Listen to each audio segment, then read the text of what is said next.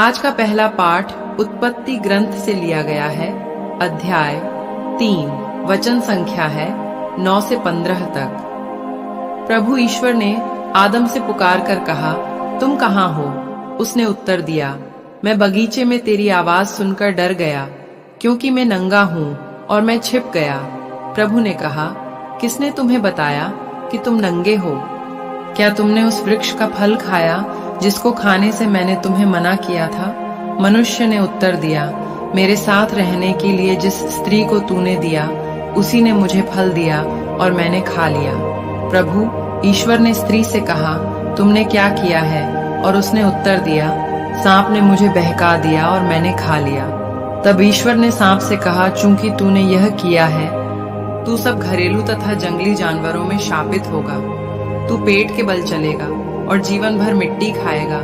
मैं तेरे और स्त्री के बीच तेरे वंश और उसके वंश में शत्रुता उत्पन्न करूंगा।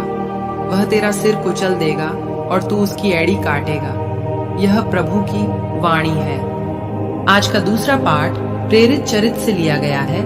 अध्याय 1, वचन संख्या है 12 से 14 तक। प्रेरित जैतून नामक पहाड़ से यरूशलेम लौटे। यह पहाड़ यरूशलेम के निकट विश्राम दिवस की यात्रा की दूरी पर है। वहां पहुंचकर वे अटारी पर चढ़े जहां वे ठहरे हुए थे। वे थे पेत्रुस तथा यूहन्ना, याकूब तथा सिमोन जो उत्साही कहलाता था, और याकूब का पुत्र यूदस। ये सब एक हृदय होकर नारियों ईसा की माता मरियम तथा उनके भाइयों के साथ प्रार्थना में लगे रहते थे। यह प्रभु की वाणी है। आज का सुसमाचार यूहन्ना के पत्र से लिया गया है।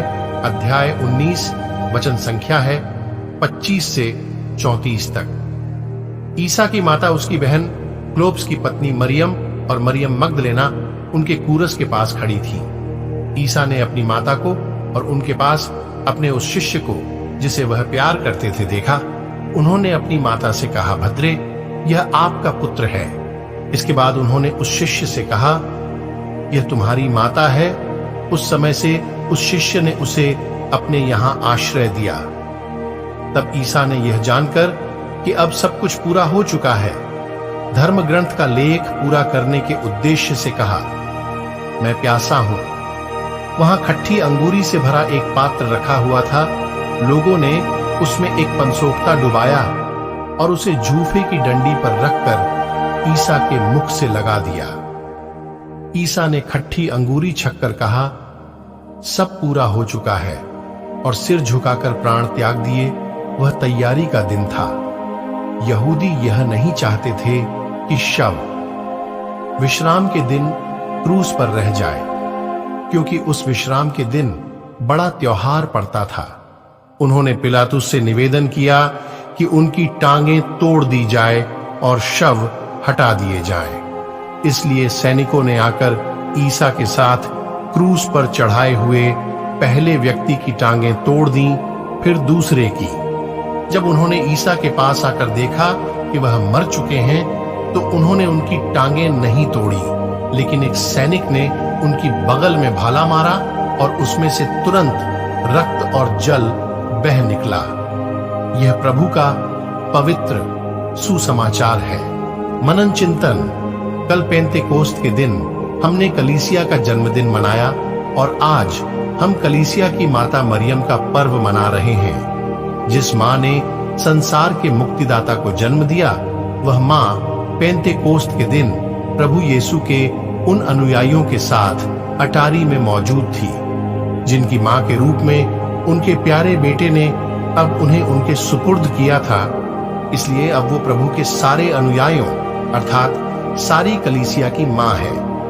आइए हम अपनी स्वर्गीय माता से आज 2 बातें सीखें, मातृत्व और कोमलता।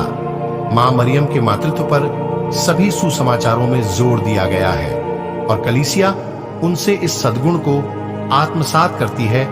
जब जब कलीसिया से मातृत्व का गुण अनुपस्थित होता है, तब वह अपनी मौलिक पहचान खो देती है और एक महज धर्मार्थ संगठन या फुटबॉल टीम की तरह बनकर रह जाती है। अपने बेटे को जन्म देने और उसकी देखभाल करने में हम माता मरियम की कोमलता के दर्शन करते हैं। संत पापा फ्रांसिस कहते हैं कि कलीसिया जो कि एक माँ की तरह है, वह एक माँ के रूप में माता मरियम की कोमलता का अनुसरण करने के लिए बुलाई गई है। इसलिए आइए आज कलीसिया की माँ मरियम से प्रेरित होकर हम सब कलीसिया के सदस्य ऐसे लोग बने जो कि सौम्य, कोमल मुस्कुराते हुए और प्रेम से भरे हों। मेरे प्यारे विश्वासी भाई बहनों, आइए हम सभी आज के वचन पर मनन चिंतन करें। आप सभी को परमेश्वर आशीष तथा शांति प्रदान करे। आमीन। प्रार्थना। हे यीशु की माता मरियम, मैं आज सभी विश्वासी भाई बहनों के लिए प्रार्थना करता हूं।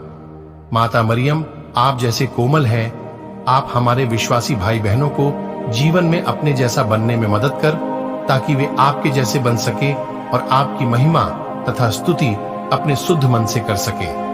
मैं आपसे प्रार्थना करता हूं। आमीन।